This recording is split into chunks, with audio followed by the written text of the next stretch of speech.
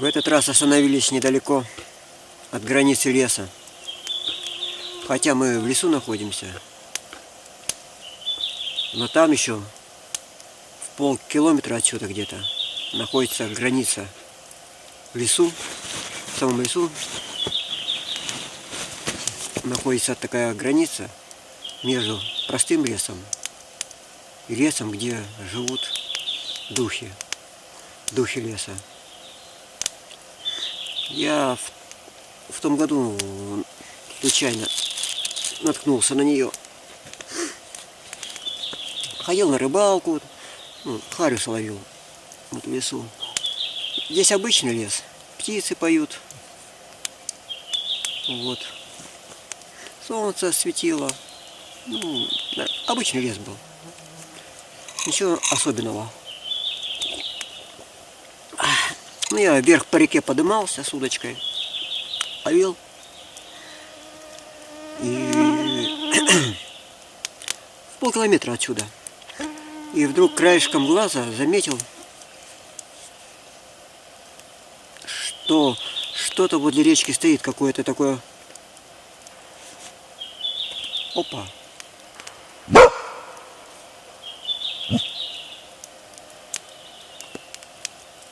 Деревья трещат там вдалеке. Только дух начал рассказывать. И странно. Ну ладно, будем продолжать рассказывать.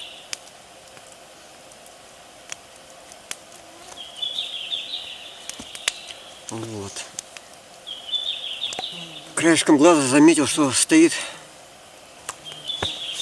какое-то существо, стоит возле реки,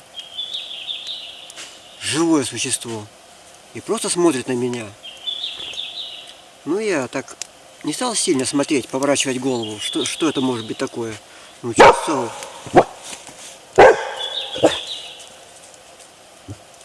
чувствовал среди леса, что-то такое массивное стоит.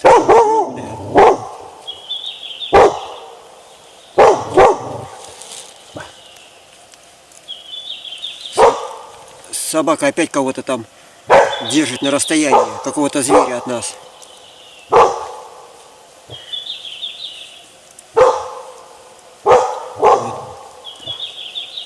Потом я поворачиваю голову, а это старая сломанная береза.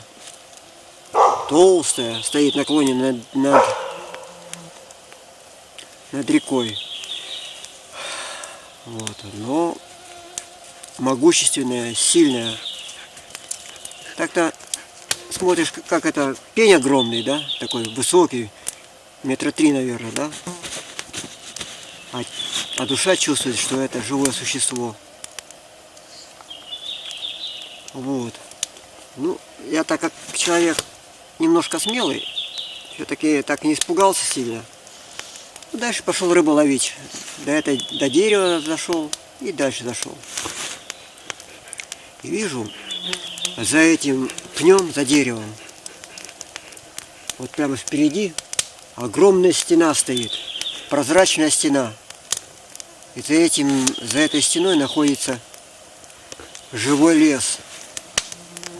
Ну, другого выражения никак не придумать. Это и так живой лес, но по сравнению с тем живым лесом, вот этот лес кажется черно-белым. Живой лес, могущественная стена, за которую переходить просто нельзя.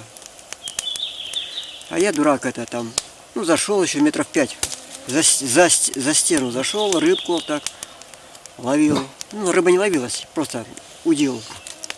Вот. И вышел. И пошел обратно вот сюда, пошел, да.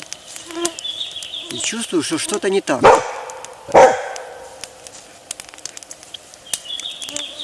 Что-то не так. Кто-то на меня смотрит. Кто-то за мной идет. И, я не обращаю на это внимания, пошел вот до этого места, вот до этого, здесь у меня палатка оставалась. Вот рюкзак пришел, и все, не могу. И за стены вытащил какое-то существо, то ли дух леса, то ли дух местности. Вот. Это как такое чувство, как будто огромный глаз, как огромный медведь, который смотрит на тебя со всех сторон. Такой звериный, ой, как бы чувство, как будто зверь на тебя смотрит со всех сторон сразу одновременно. Как будто ты находишься внутри глаза зверя какого-то, духа. Ну, это, конечно, вызывает панику в душе, хочется бежать, все бросить и убежать, немедленно убежать. Но этого делать нельзя. Вот. Я без собачки был. Вот. Поэтому вот и вытащил это. Собачка бы не позволила, наверное, вытащить из-за стены вот, кого-нибудь, держала бы на расстоянии. Вот. Но я спрятался в палатку и чувствую, что опа, в палатке я как бы защищенный. Как бы меня вот эта сила, которая просто навалилась со всех сторон, как бы не видит меня, как бы я защищенный и могу находиться там. Но это тоже не выход был из положения, потому что уже сумерки начинались, и мне все равно надо было из леса выходить. Вот уже домой выходить надо было. Вот. А до рыбалки я шел, там по лесным дорогам и по тропам, я еще собирал грибы. Ну, мне нужно было только грузди собрать. И я вот по тропе шел, ну, нашел всего 2 груздя днем. Ну, светло было, ну, с собой взял. Всё. Это я так предисловие. Потом я скажу, для чего я это сказал. Ну вот, уже вечерело, нужно было уходить уходить с этого места. Я вылез с палатки и чувствую, меня опять увидели. Это панический страх, который тело вырабатывает. Это ужас. Вот. Со всех сторон на тебя зверь смотрит. Дух леса, дух местности или дух медведя. Я не могу точно это описать. Ну, не спеша я собрал палатку, убрал все, рюкзак собрал. И пошел по тропе домой. Так было страшно. Но я думал, может он нападет, не нападет этот дух. Даже не знал, как к этому относиться. Просто я про себя назвал это явление, как наблюдатели смотрят. Лесные наблюдатели, лесной дух, не знаю как. И вот что интересно. Когда я шел по тропинке обратно, то вся тропа была усеяна груздями. Я не знаю, откуда они там появились, но во время, когда такое сильное давление духа леса было, вот, я собирал грузди. Но мне пришлось разговаривать, мне постоянно пришлось разговаривать самим с собой, с груздями разговаривать, даже обращаться к духу леса. Постоянно, потому что я понял, когда я разговариваю, то я как бы сам себя спасаю. Потому что разговор в таком ситуации как бы меня удерживает, ну, в состоянии, чтобы в панику не впасть или еще во что-то. В страх, в панику такую, чтобы не бежать отсюда, сломя голову. Как бы разговор помогает себя самого в руках держать. Вот так, наверное, сказать. И вот по этой тропе грузди, сплошные грузди растут. Большие, маленькие. Которых я когда шел сюда не видел. Хотя травы нету, не было. Вот. И я набрал 2 ведра груздей, пока шел. Специально я шел, разговаривал, наклонялся, с каждым груздем разговаривал, спасибо говорил. И я так, когда домой пришел, то понял, что ну, я так думаю, может совсем не так. Я думаю, что это подарок духа леса был. Потому что я шел за груздями же в лес. Вот. И обратно набрал 2 ведра груздей. Странно. И вот когда я вышел с леса, лес кончился, сразу за лесом луг начался, да? Поле началось. А там уже дорога к дому. Я вышел с леса, прошел по полю, оглянулся и смотрю, дух леса остался в лесу. Он не стал переходить этот рубеж на поле. Весь лес смотрел на меня. Он перестал меня преследовать. Вот, и ну, сразу легко, свободно стало. Я сел, там нашел велосипед на поле, спрятанный был, сел и поехал. Я понял, что все, сам себя сохранил я. Ну, вот такой случай был. Ну, я не раз уже видел такую стену в лесу. Наверное, раза 3 видел. Ну, как я помню. За которую я и переходил, и в стене был, и не переходил. И всегда перед стеной какие-то существа живут, как стражи, что ли. Они как елки могут быть, как пни могут быть, как вообще нечто такое, что вообще описать невозможно. Живые существа, которые тоже страх нагоняют. Вот, ну, вот как-то вот такие вещи в лесу происходят. Но живой лес это лес за стеной полон жизни. Там, ну и деревья, и вороны, и звери. Все общаются с друг другом, все разговаривают. Духи стихиали живут, духи болот, леса. Все живут в гармонии. Вот туда человек еще не добрался, как бы. Когда человек добирается до леса, и там или вырубки делает, или дороги, то ли стена перемещается, то ли сам дух леса уходит с этого места, переходит в другое место жить, сгоняется. Потому что вот до стены дух леса не живет. Живут другие духи. Вот, небольшие. Ну, я не знаю, как сказать. Небольшие, мелкие духи вот в лесу. Вот. Ну, это все нормально. А вот сама жизнь, как я бы, может даже так сказать, что за стеной тайга оживает. Вот так. Живая тайга становится. Когда ходишь, и тайга ожила. Все. Ты уже часть этой тайги. Ты уже не имеешь права быть не частью ей. Иначе тебя просто выплюнут, раздавят и так далее. Вот такой случай приключился со мной в том году на этом месте. Это потому что собачки со мной не было. Так бы собачка сдерживала эти все. Я видел эти, вот когда я эти стены видел, такие прозрачные, прямо огромные, вот, с собачкой, да, то я смело, мне не страшно было, и проходил насквозь, и там, и жил там, и ходил в лесах, потому что как-то собачка это все сдерживает, охраняет. А вот пошел тогда без собачки, и все. Вот такая напасть приключилась. Дух леса навалился на меня. Вот.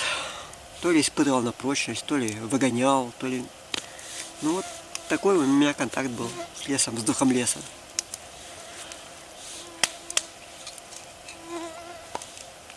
Можно сказать, что это все бабушкины сказки. Но это сказки для городского человека. Для человека, который все это видит по фильмам, по рассказам, по сюжетам. Все это для него понятно, ясно. Но на самом деле это совершенно все не так. Когда сталкиваешься с живой тайгой, то все, что ты знал, что тебе рассказали, что ты видел по фильмам, все это настолько поверхностно и не соответствует действительности, что даже удивляешься, почему это живую тайгу никто не может рассказать, передать, как она есть на самом деле. А выдумывают всякие образы. Даже не соответствуют образы действительности, можно так сказать. И эти образы, конечно, укореняются, и люди думают так, как им навязали думать. Как навязали им картинки. Они думают, так и устроен мир, как они думают. У меня уже слова кончаются. Уже не знаю, что и говорить. Просто на улице белые ночи. Ночь на улице. Светло, хорошо. насладиться этим временем года, когда белые ночи. Я их люблю. Вот птицы все замолкли. Сейчас комары перестанут. Они уже и не кусают комары. Сейчас и мошка уже падает, уже все.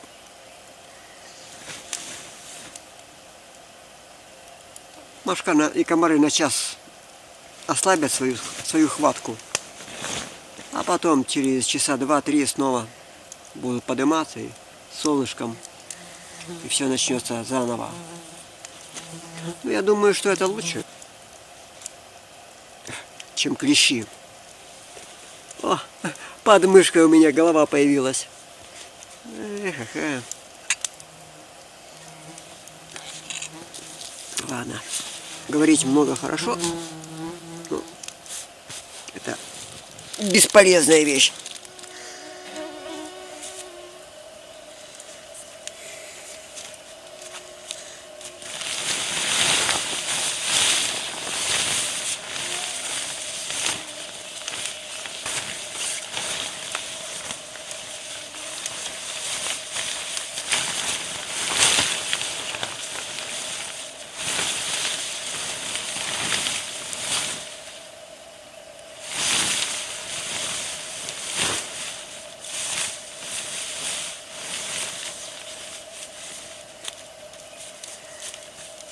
Я и забыл, оказывается, этот тент, который я взял, это тент-палатка. Значит, 2 палатки взял. Ну ладно, тент-палатку использую как тент тогда.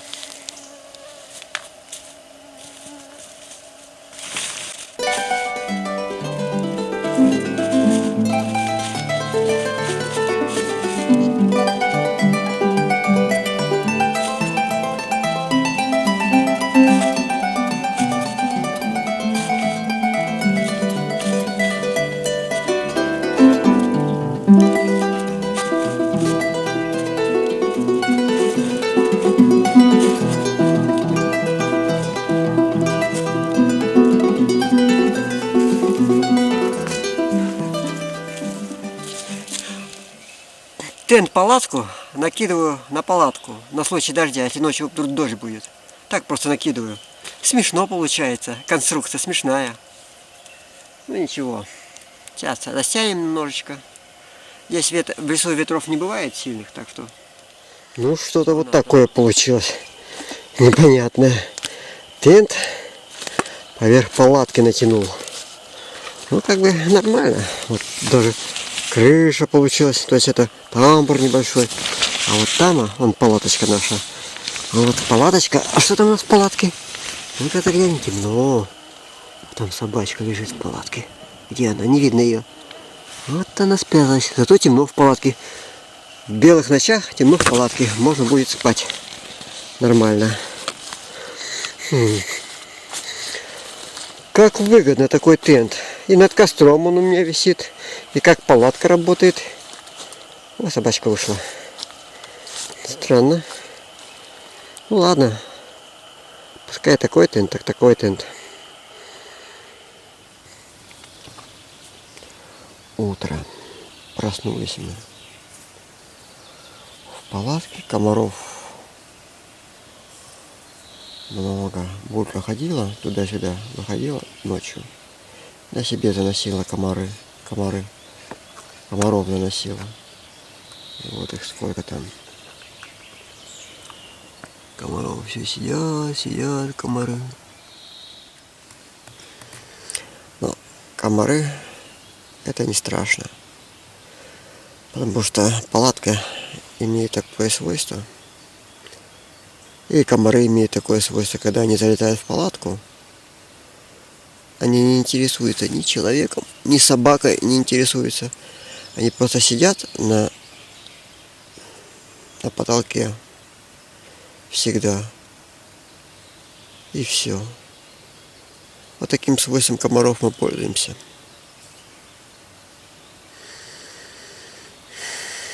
Отдыхаем от них. Если в лесу море комаров, то в палатке они могут залететь все и потерять интерес к человеку и сидеть на палатке наверху, ждать, когда выйти. Они не кусают. Это ихняя слабость такая. И вот такую слабость мы используем комаров. Всегда. Потому что от них можно передохнуть в закрытом пространстве. Сейчас покажу еще раз.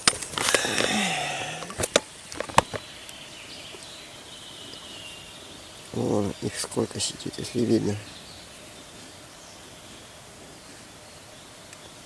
Не знаю, видно их, не видно, но... И собачка себя спокойно чувствует. И я спокойно чувствую, высыпаюсь. Если один или два комара пристают, это совсем не страшно.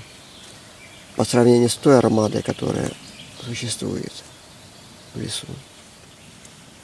Эх, уже надо вставать. Мы так выспались хорошо. Всю ночь спали, спали, высыпались. Сейчас будем вставать, птицы поют вовсю. Сходим, посмотрим, есть ли рыбалка, нету ли рыбалки. Клюет ли, не клюет, но попробуем. Наверное, рыбы еще нету после такого дождя. О, костер прогорел за ночь. Мы сейчас снова зажгем его, задымим это все дело. Вон собачка выходит с палаточки нашей.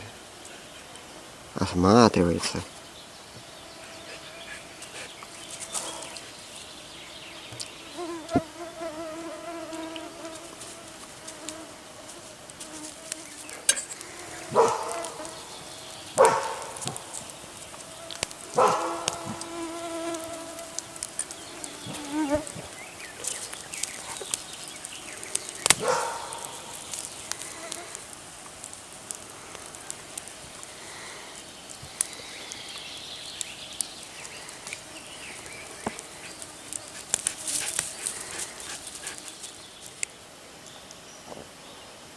Попробовал половить уточком. Рыбы тоже не клюет. Рыбы совершенно нету. Еще вода большая.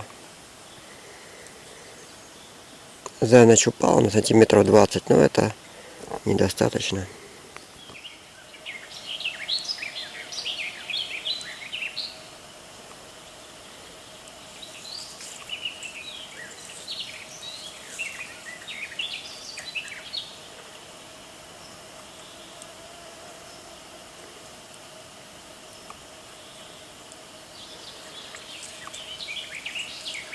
Рыба сытая, не клюет.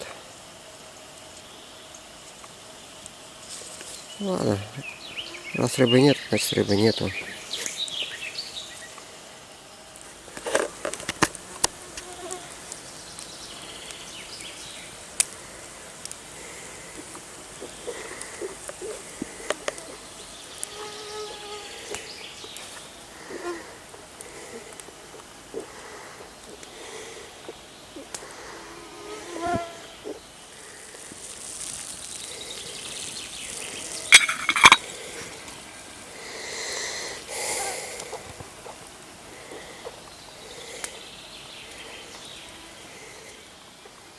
Чага начинает расти.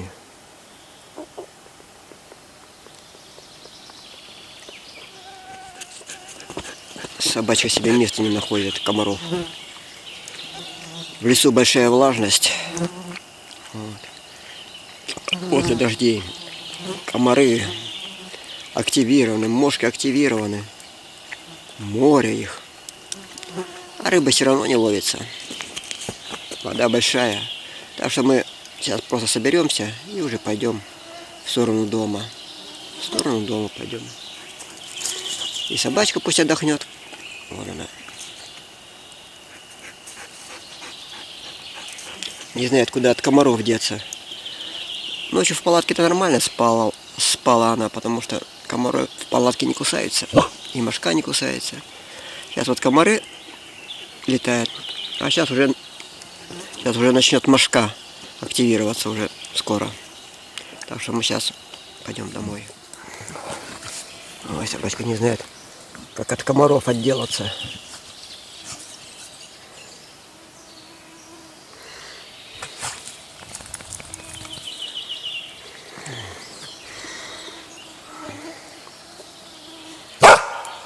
Сейчас пойдем.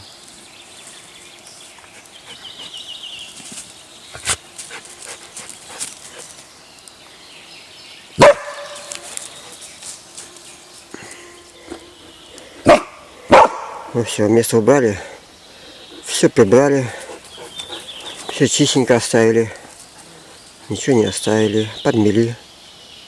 И пойдем домой сейчас. И пойдем домой.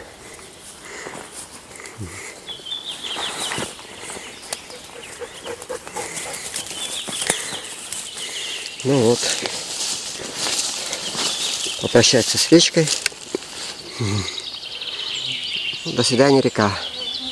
Раз рыбы пока нету, значит нету. Пойдем домой. Булечка хочет всю реку выпить. Пошли домой, Буля. Пойдем.